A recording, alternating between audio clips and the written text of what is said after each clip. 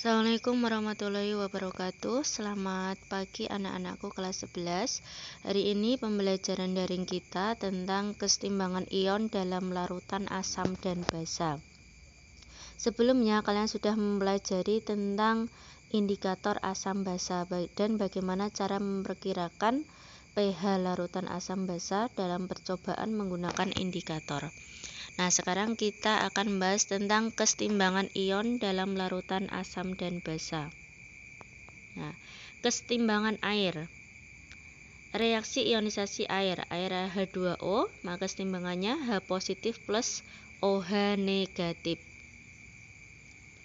Di mana reaksi kesetimbangannya adalah K sama dengan konsentrasi H positif kali konsentrasi OH negatif dibagi konsentrasi H2O. Jadi kesetimbangan ion di sebelah kanan dibagi dengan kesetimbangan atau molaritas di sebelah kiri. Itu reaksi kesetimbangan. Di mana air murni ini memiliki konsentrasi tetap. Maka bisa dituliskan KW atau tetapan kesetimbangan water, W itu singkatan dari water, bisa dituliskan KW sama dengan konsentrasi H positif dikali konsentrasi OH negatif. Ini harus kalian ingat-ingat ya, karena nanti akan dipakai dalam soal berikutnya atau dalam bahasan berikutnya. Oke, next. Pada suhu 25 derajat Celcius, KW ini adalah 10 pangkat min 14. Dicatat ya. Kalian harus ingat dan hafal. KW di sini adalah 10 pangkat min 14. Nah, di dalam air murni, konsentrasi ion H positif ini sama dengan konsentrasi ion OH negatif. Maka bisa dipastikan dalam air konsentrasi H positifnya sama dengan konsentrasi OH negatif itu sama dengan 10 pangkat min 7. Ini di dalam air murni. Nah, pengaruh asam dan basa terhadap kesetimbangan air. Nah, ini ada asam kuat, ada asam lemah, ada basa kuat, ada basa lemah. Ya, tergantung kekuatan asamnya. Jadi asam itu ada dua, asam kuat dan asam lemah, basa kuat dan basa lemah. Asam kuat. Asam kuat itu adalah asam yang menghasilkan banyak ion H positif atau bisa dikatakan juga derajat ionisasinya besar. Di sini yang termasuk asam kuat adalah HCl, H2SO4, HNO3, HClO4. Ya, ini dihafalkan, wajib. Reaksi ionisasinya adalah HX, di mana X ini menandakan atau saya lambangkan adalah asam kuat terionisasi menjadi H positif plus X negatif. Nah, pada larutan asam kuat, H positif ini hanya dianggap berasal dari asam dan ion H positif dari air dapat diabaikan sehingga konsentrasi ion H positifnya bisa dihitung ya. Konsentrasi H positif sama dengan N kali A. Ya, kalau di dalam LKS kalian itu adalah A kali M gitu ya. A di sini adalah kemolaran asam dan N ini adalah jumlah valensi asam.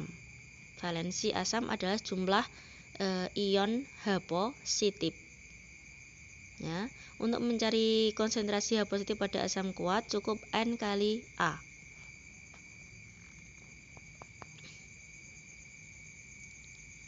Next. Basa kuat.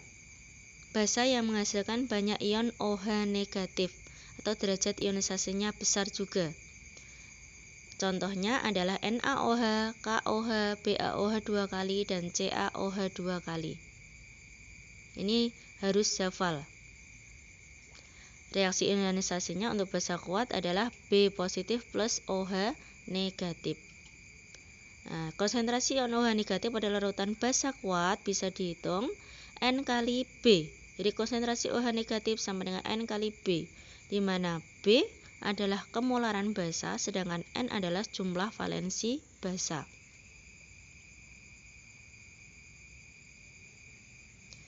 Oke, kita lanjut ke asam lemah. Asam yang di dalam larutannya hanya sedikit terionisasi atau terionisasi sebagian. Misalnya adalah C3COOH, H2CO3, H2S, dan HCN. Reaksi ionisasinya Ha, jadi ini tanda panahnya bolak-balik. Kalau asam kuat, tanda panahnya hanya satu arah. Ya, Ha, tanda panahnya bolak-balik ke kiri dan ke kanan, H positif plus A negatif. Ya, tanda panah bolak-balik menandakan dia terionisasi sebagian. Di mana tetapan kesetimbangannya Ka sama dengan konsentrasi H positif kali konsentrasi A negatif dibagi konsentrasi Ha. Nilai Ka menunjukkan kekuatan asam. Ya, semakin besar nilai Ka, tetapan ionisasi asam, maka semakin banyak ion H positif yang dihasilkan sehingga semakin kuat asamnya. Oke. Nah, ini adalah daftar tetapan ionisasi asam, beberapa asam lemah. Tapi biasanya nanti kalau dalam mengerjakan soal sudah diketahui atau diminta kalian untuk mencari. Ini adalah reaksi ionisasinya untuk asam lemah. Next. Nah, maka konsentrasi ion H positif yang berasal dari Ha akan selalu sama dengan konsentrasi ion A negatif. Sehingga untuk mencari konsentrasi H positif pada asam lemah, rumusnya berbeda pada asam kuat. Kalau pada asam kuat tadi A kali N ya. Sedang pada asam lemah di sini konsentrasi H positif sama dengan akar Ka kali Ha. Di mana Ka itu adalah tetapan ionisasi asam, sedangkan Ha adalah konsentrasi asam lemahnya. Nah, di sini ada asam poliprotik. Asam poliprotik itu adalah mempunyai asam lemah yang terdiri dari 2 ya, 2 H positif atau lebih. Contohnya di sini adalah H2S. H2S ini terionisasi pada 2 tahap secara bertahap-tahap. H2S menjadi H positif plus HS negatif. HS negatif terionisasi sebagian menjadi H positif plus S2 negatif. Maka Ka-nya bisa dihitung Ka reaksi pertama kali Ka kali reaksi kedua.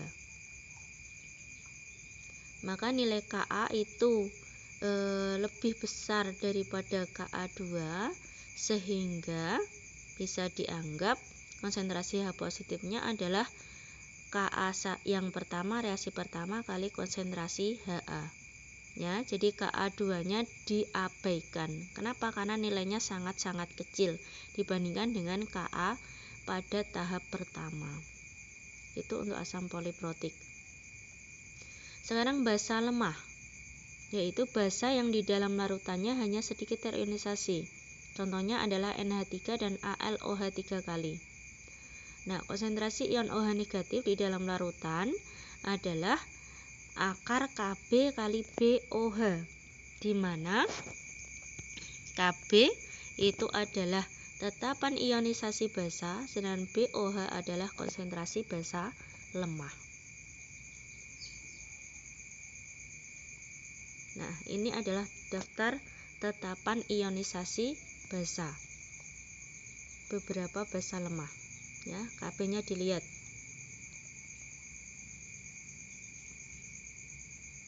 Nah, ini terakhir hubungan derajat ionisasi dengan tetapan ionisasi dan konsentrasi larutan. Jika diketahui alfanya, bisa dihitung alfa sama dengan akar Ka dibagi konsentrasi asam lemah. Pada basa lemah, alfa sama dengan akar Kb dibagi BOH.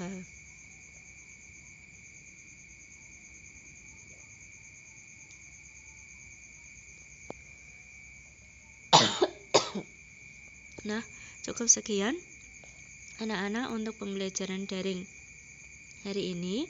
Untuk rumus-rumusnya bisa kalian juga lihat di LKS kalian. Nah, untuk contoh soalnya besok ataupun daring berikutnya nanti saya akan berikan contoh. Nah, cukup sekian. Wassalamualaikum warahmatullahi wabarakatuh.